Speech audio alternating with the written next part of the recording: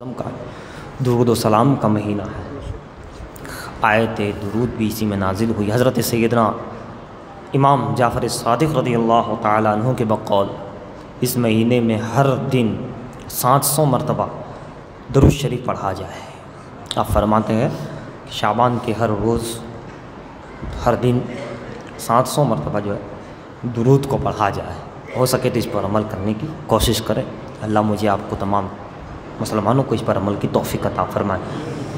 اور پہلے چند اشعار سن لیجئے، پھر انشاءاللہ ایک مرتبہ اور درود شریف پڑھیے۔ اللہم صلی علی سیدنا محمد وعلی آلہ سیدنا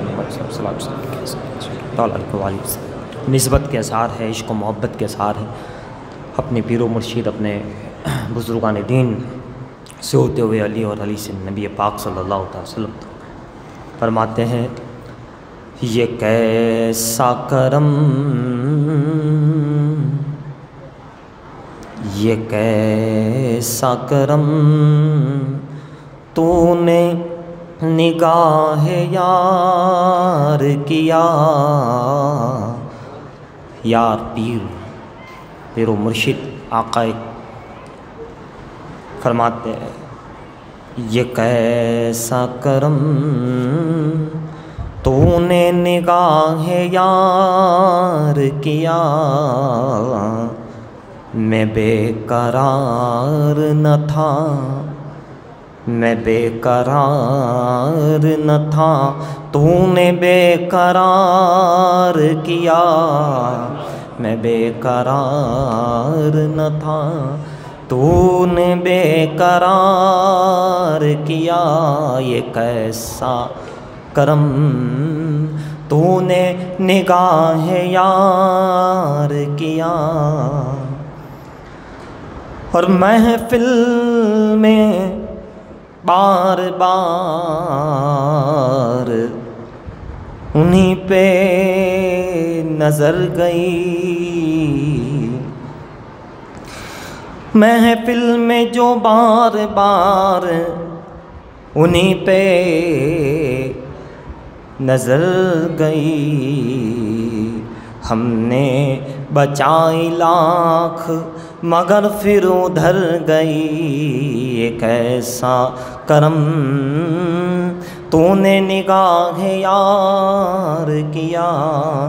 جہاں میں اور بھی ہے تیرے چاہنے والے، جہاں میں اور بھی ہے تیرے چاہنے والے، ہے یہ تیرا کرم تو نے مجھ سے پیار کیا۔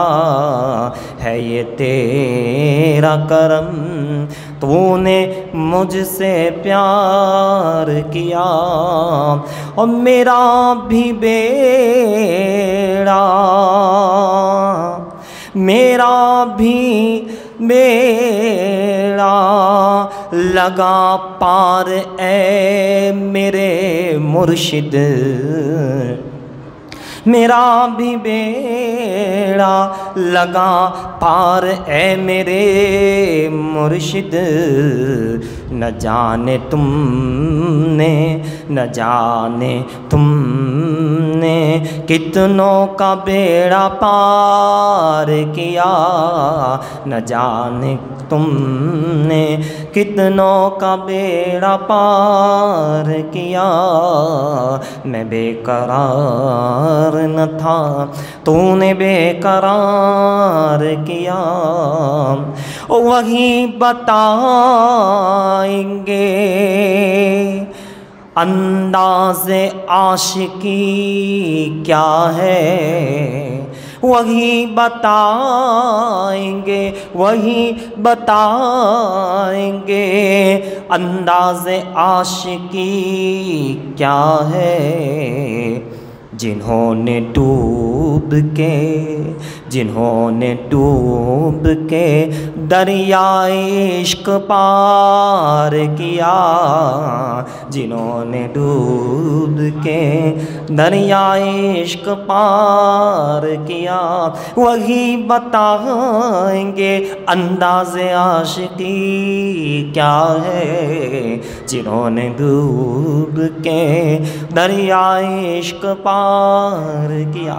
آخری شعر، نماز عشق پڑھائی ہے ایسی مجھ کو صنم، نماز عشق پڑھائی ہے مجھ کو ایسی صنم، نماز عشق پڑھائی ہے مجھ کو ایسی صنم کہ سر اٹھا نہ سکا، کہ سر اٹھا نہ سکا سجدہ جو ایک بار کیا، کہ سر اٹھا نہ سکا سجدہ جو ایک بار کیا، یہ کیسا کرم تو نے نگاہ یار کیا کہ میں بے قرار نہ تھا تو نے بے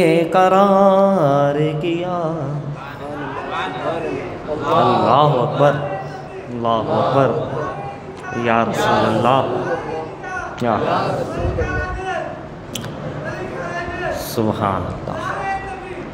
جب نگاہ یار ہوا تو بے قرار نہ تھا، لیکن طلب ڈال کر بے قرار کر دیا۔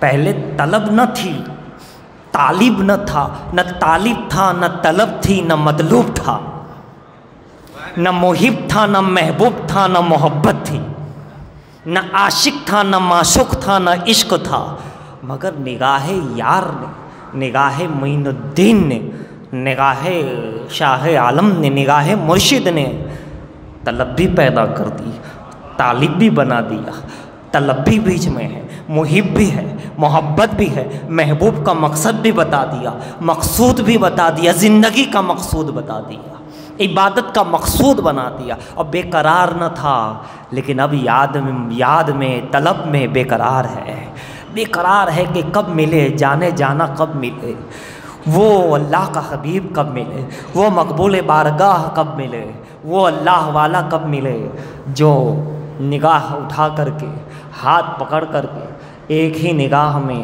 دل کو نمازی کر دے، دل کو سجدہ کرنے والا ساجد کر دے، دل کی نماز، دل کو، روح کو، قلب کو، باطن کو، من کو اللہ کے حضور میں پیش کر دے۔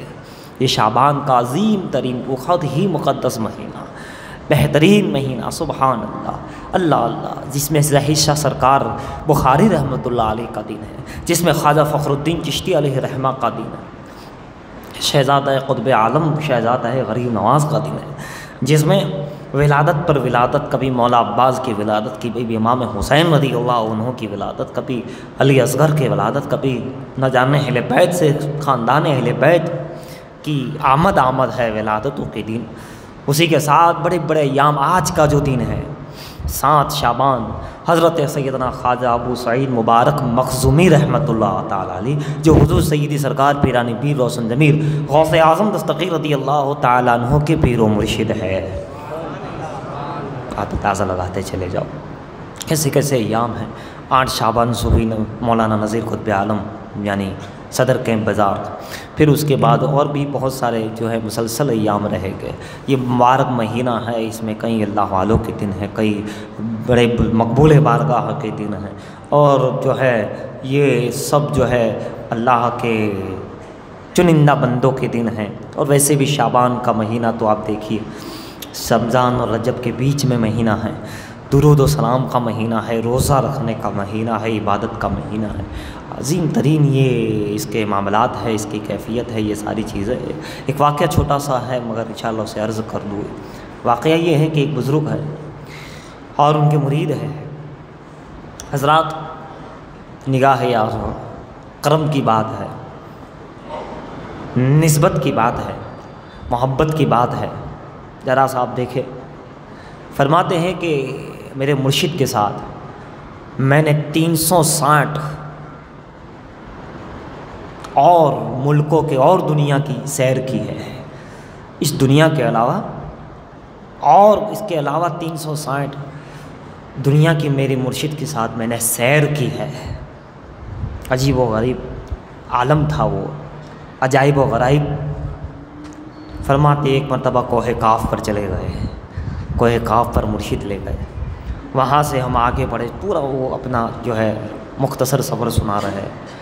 اسی درمیان میں آپ نے بتایا کہ ایک مقام پر پہنچے تو میرے مرشد کے ساتھ، تو فرمایا ایک بہت بہترین بزرگ، خوبصورت اور عظیم ترین بزرگ وہاں نظر آئے۔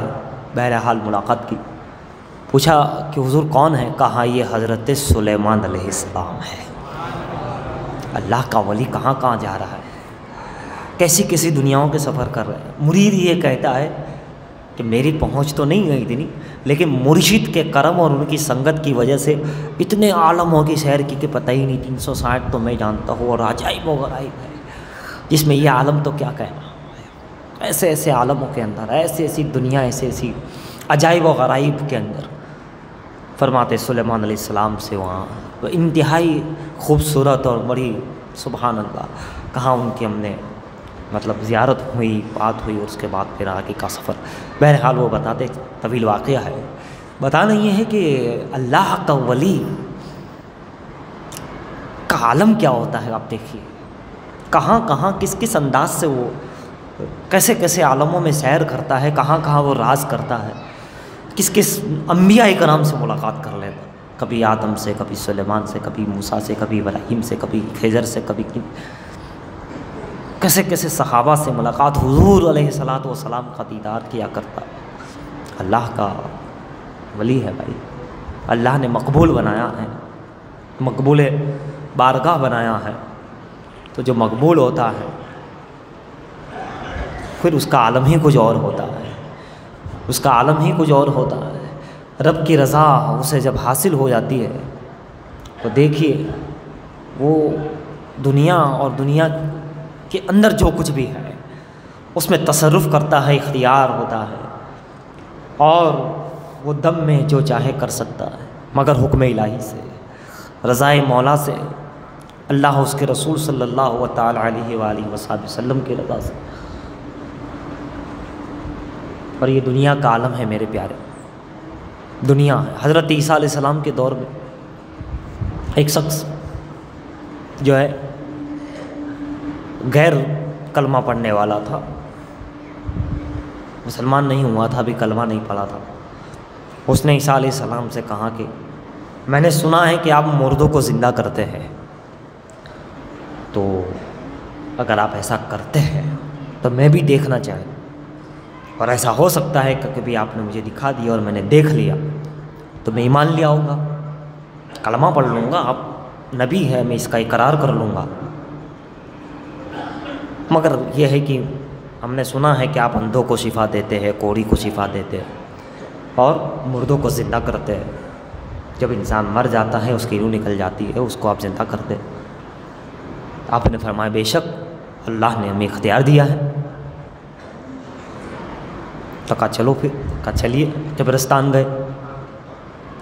گئے، اب اس شخص نے پرانی قبر، بہت زیادہ پرانی تھی، صدیہ سال، کئی سال گزر ہو چکے تھے، اس مقام پر کہنے لگا کہ اس کو آپ زندہ کیجیے، اس قبر کے مردے کو آپ بیدار کیجیے، زندہ کیجیے۔ حضرات، ہر نبی کو، ہر رسول کو اللہ نے معجزات دیے ہیں، اپنی قدرت کا اظہار کیا ہے۔ انبیاء کرام سے، موسیٰ علیہ السلام کو بھی اللہ نے معجزہ دیا، ہر نبی کو کچھ نہ کچھ کمال عطا فرمایا، معجزہ دیا ہے، اور دنیا اس معجزات کو دیکھ کر کے ایمان لے آئی ہے۔ کلمہ پڑھا ہے تو اختیار دیکھ کر، معجزات دیکھ کر، قدرت دیکھ کر، ہے نا، طاقت دیکھ کر کہ یہ معجزہ۔ دیکھیے حضور کی بارگاہ میں کئی لوگ آئے، سورج کو پلٹا دیجئے تو ہم کلمہ پڑھ لیں گے، چاند کو 2 ٹکڑے کر لیجئے، یہ کر لیں گے، درخت کو بلا لیجئے، کنکریوں کو کلمہ پڑھا دیجئے، یہ کر دیجئے، آپ کچھ ایسی چیز کر دیجئے کہ ہماری سمجھ سے باہر ہو، آپ کا اختیار ہوگا، دیکھیں گے تو ہم مان لیں گے۔ اور حضور نے کیا، اور ان لوگوں نے کلمہ بھی پڑھا، معجزات دیکھ کر کے لوگوں نے کلمہ پڑھا، علم غیب دیکھ کر کے لوگوں نے کلمہ پڑھا، کرامتوں کو دیکھ کر کے لوگوں نے کلمہ پڑھا ہے، مومن بنے ہیں۔ بے ایمان تھے، صاحب ایمان ہوئے، کچھ اور تھے، کلمہ پڑھ کے مسلمان ہوئے۔ لیکن ایک دور یہ بھی ہم دیکھ رہے ہیں کہ کلمہ پڑھنے والا معجزات پہ شک کر رہا ہے، اختیار پہ ڈاؤٹ کر رہا ہے۔ تو وہ تو ایسے تھے کہ اس کو دیکھ کر مان کر اسلام کے دائرے میں آ جاتے تھے، مسلمان ہو جاتے تھے۔ اور ایک ایسا بھی ہے، لوگ ہے ایسا بھی زمانہ ہم دیکھ رہے ہیں کہ لوگ ڈاؤٹ کر کے اسی پہ شک کر کے کیسے ہو سکتا ہے، دائرے سے باہر نکل رہے ہیں، اختیار کو نفی کر رہے ہیں، انکار کر رہے ہیں، کیسا ہو نہیں سکتا۔ لیکن معجزات ہے ہی کہ لوگ کلمہ پڑھ لیں کہ میری قدرت دیکھنی ہے، دیکھو میرے بندے میں جب اتنی قدرت ہے تو میں رب ہو کتنی قدرت والا ہوں گا، میں جب لینے والا ایسا ہے تو دینے والا کیسا ہوگا۔ اور یقیناً یہ بات ہے، ہر نبی، ہر ولی، کرامت، معجزات، قدرت، ہزاروں لوگوں نے کلمہ پڑھا۔ اسی میں سے یہ واقعہ میں دیکھ رہا، اس کا بھی عقیدہ یہ ہے کہ اگر یہ دکھا دے تو اس کا مطلب یہ اللہ کا نبی ہے، عیسیٰ اللہ کے نبی ہے۔ حضور کی بارگاہ میں بھی ایسے کہیں ہوئے، اگر یہ کر دے تو سمجھ جانا کہ اللہ کے رسول ہے۔ بہرحال دکھنے میں تو بشر ہی تھے، انسان ہی عیسیٰ علیہ السلام، لیکن اعلیٰ بشر، خیر البشر، اللہ اللہ۔ حضرت عیسیٰ علیہ السلام نے جب اس کو زندہ کیا، اب جانتے ہو وہ 50 سال 100 سال کی قبر نہیں تھی، 400 سال پرانی قبر تھی وہ، 400 سال۔ اگر نہیں ہو سکتا تھا تو عیسیٰ علیہ السلام منع کر دیتے کہ ایسا نہیں ہوتا، یہ تو سب اللہ کی قدرت میں ہے، اللہ کے اختیار میں۔ لیکن عیسیٰ پیغمبر نے جب فرمایا قم بإذن اللہ، اللہ کے حکم سے زندہ ہو جا، تو وہ زندہ ہو کے باہر آ گیا۔ سبحان اللہ۔ عیسیٰ پیغمبر کی زبان سے اتنا نکلا کہ قم بإذن اللہ، اللہ کے حکم سے زندہ ہو جا، باہر آ جا، نکل جاؤ۔ اب ذرا ان سے کہو جو ساتھ میں عیسیٰ کے آئے تھے یا اور غیر نبی سے، کہ ایک بار نہیں، 101 بار، 1001 بار، 1,00,000 بار، 24 گھنٹے تو کہتا رہے قم بإذن اللہ، قم بإذن اللہ، قم بإذن اللہ، اللہ کے حکم سے باہر آ، اڑ جا۔ زندگی ختم ہو جائے گی، نہیں نکلے گا، پورا قرآن پڑھ جائے گا، نہیں نکلے گا، وظائف پہ وظائف کھینچ لے گا، نہیں نکلے گا۔ اور اللہ کے نبی کی زبان کی طاقت دیکھو، ایک بار کہا باہر آ گیا۔ یہی تو تم میں، ہم میں اور ان میں فرق ہے۔ پیغمبر ہے، نبی، علی، ولی کی زبان یہ تاثیر رکھتی ہے، زبان سے نکلا ہو گیا، اور تم کہتے رہو، کہتے رہو، پڑھتے رہو، کرتے رہو،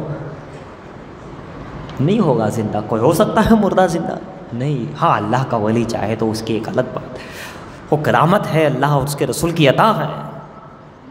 ورنہ اگر برابری کو سمجھتے ہو تو پھر آپ بھی ذرا مردے کو زندہ کر کے بتائیے، مردہ زندہ کر کے بتائیے، نہیں کر سکتے۔ اور وہ غوث، غوثوں کا غوث، غوث اعظم، جو کبھی قم بإذن اللہ، تم کبھی کہتے قم بإذنی، میرے حکم سے زندہ ہو جا، اور کبھی کبھی تو عالم کچھ اور ہوتا ہے تو ٹھوکر مار کر لات سے کہتے چل اڑ جا، اڑ جا، جلدی اڑ جا۔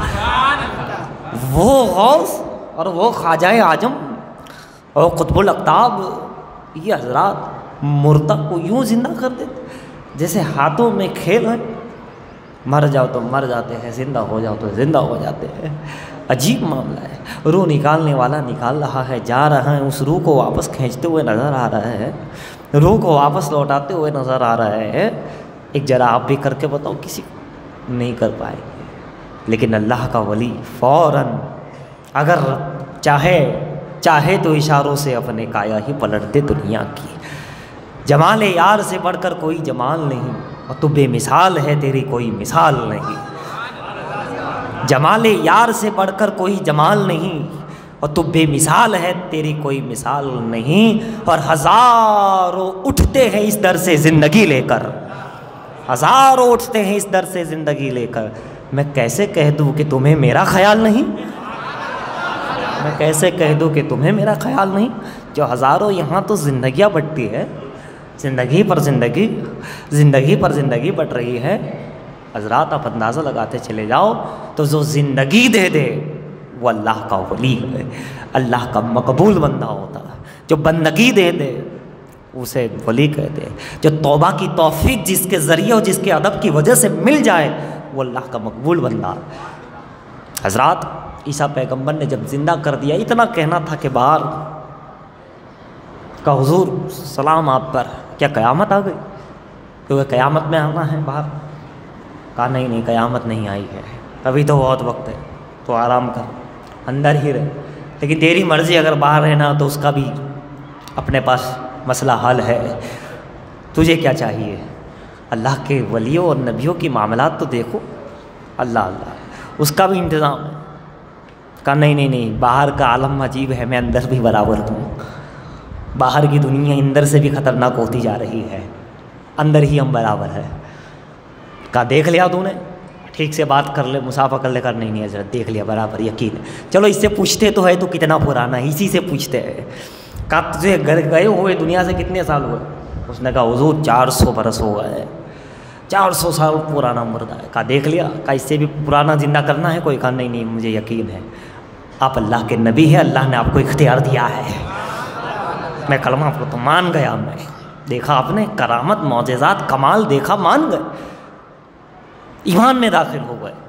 تو ایمان والے کو تو کیسا ماننا چاہیے، پھر ایمان والے کو کیسا یقین رکھنا؟ اگر وہ ڈاؤٹ کرے تو پھر وہ آؤٹ نہیں ہوگا تو کیا ہوگا؟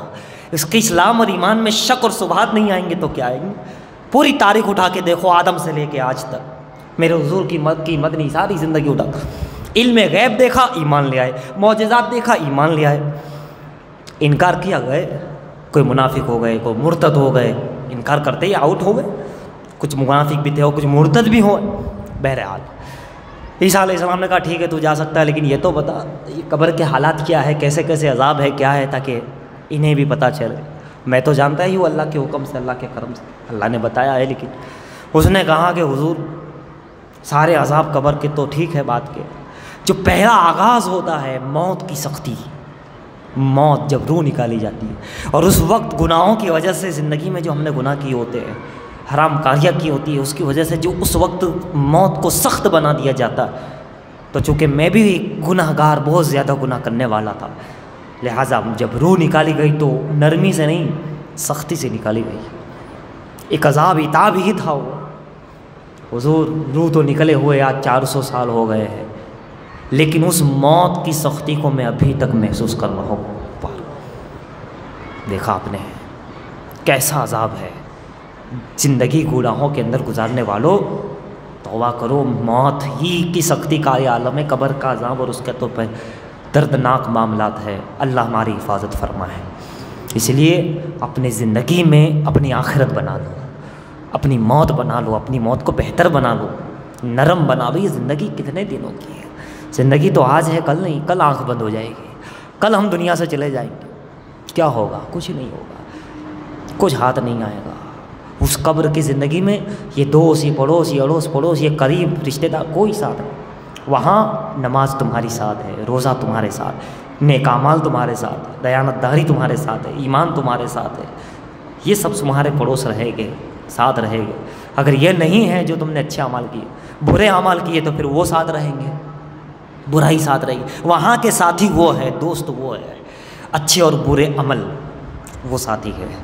اور یہاں کے ساتھ آپ جانتے ہیں یہ دنیا ہے، وہاں کا نور، وہاں کی روشنی، اللہ کا خوف ہے، نبی کا عشق ہے، اللہ سے ڈر ہے۔ اگر نبی کا عشق ہے تو قبر میں روشنی ہے، ورنہ نہ خوف خدا نہ شرم نبی، تو پھر سمجھ جائیے کہ گناہ کیے ہیں تو اس گناہوں کا اندھیرا ہے۔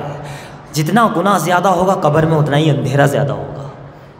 جتنی حرام کاری، جتنا گناہوں پہ ہمیشہ گناہ کرتے رہو گے اگر، تو اتنا اندھیرا بڑھتا رہے گا۔ جلدی گناہوں سے دور ہو جائیے، اور جتنی نیکیاں زیادہ بڑھتی رہیں گی اتنی روشنی بڑھتی رہے گی، نور بڑھتا رہے گا۔ اسی لیے یہ شعبان کا مہینہ ہے، اس میں توبہ بھی قبول ہوتی ہے۔ اس میں اگر انسان پلٹ جائے اپنے رب کی طرف تو ویسے تو رحمت کے دروازے کھلے، لیکن شعبان کا یہ مہینہ ایسا مہینہ، ایسی راتیں، ایسے ایام ہے کہ فوراً اللہ اس کو توبہ قبول فرما لیتا ہے۔ تو گناہ کو چھوڑنے کی نیت اور ارادہ کیجیے، یہی توبہ ہے۔ جس گناہ کو ہم ہمیشہ کرتے آ رہے ہیں اب اس کو ترک کر دیجیے، چھوڑ دیجیے، اب ہمیں وہ گناہ کرنا ہی نہیں۔ موت کی سختی ہم سہن کر پائیں گے؟ قبر کا عذاب ہم نازک جسم کمزور جسم سہن کر پائے گا؟ ہرگز ہرگز نہیں۔ اس لیے توبہ کرے، اس گناہ کو تو چھوڑ ہی دے، اب نیت کر لے، ارادہ ایک دم مضبوط دل میں ٹھان لے کہ انشاءاللہ یہ چیز چھوڑ ہی دینی ہے۔ اور نیکیوں میں خاص طور سے نماز کو اچھے ڈھنگ سے اچھے طریقے سے محبت کے ساتھ ادا کرنے کی کوشش کریں، محبت کے ساتھ ادا کرنے کی کوشش کریں۔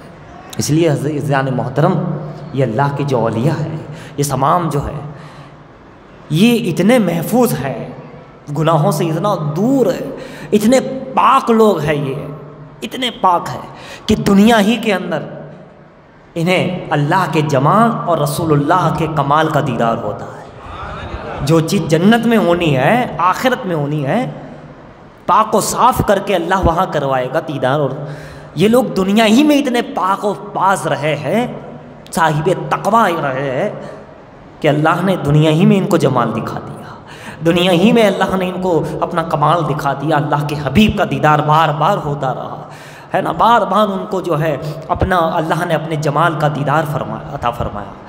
کبھی انبیاء اکرام سے ملاقات کر، یہ کمال والے لوگ تھے نا، پاک لوگ تھے، گناہوں سے بہت دور تھے، دور دور تک محفوظ تھے، گناہ کا خیال بھی جو دل میں آتا تھا وہ بھی ان کے اندر سے جو ہے نکل چکا تھا، تصور اور خواہش پہ بھی بالکل مکمل کنٹرول تھا، اتنے پاک تھے کہ کبھی سلیمان علیہ السلام سے ملاقات ہو رہی، خضر علیہ السلام آ رہے، کبھی حضور علیہ السلام کا دیدار، کبھی تو خواب میں اللہ کا جمال ہو رہا، دیدار ہو رہا ہے، کبھی کیا ہو رہا ہے۔ آخری واقعہ عرض کر دوں، مولانا روم جب ملے تھے شمس تبریز سے، اب بیٹھے تھے بس مختصر انداز میں، حضرات نوافل سنت کا وقت ہوا، آپ نے اس کو جو ہے آپ نے فرمایا، مولانا روم چاہتے تھے، ابھی نئے نئے تھے، کہ مجھے جو ہے وہ فرض ادا کرنا ہے، یہ ادا کرنا ہے، چونکہ تھوڑا ابھی سمجھ نہیں پا رہے تھے کہ شمس تبریز کس طرح نماز پڑھواتے ہیں، کس طرح سنت اور نفل پڑھواتے ہیں، لہٰذا انہوں نے اپنی نماز شروع کر دی، نماز پڑھ کر کے آئے، کہاں رکو،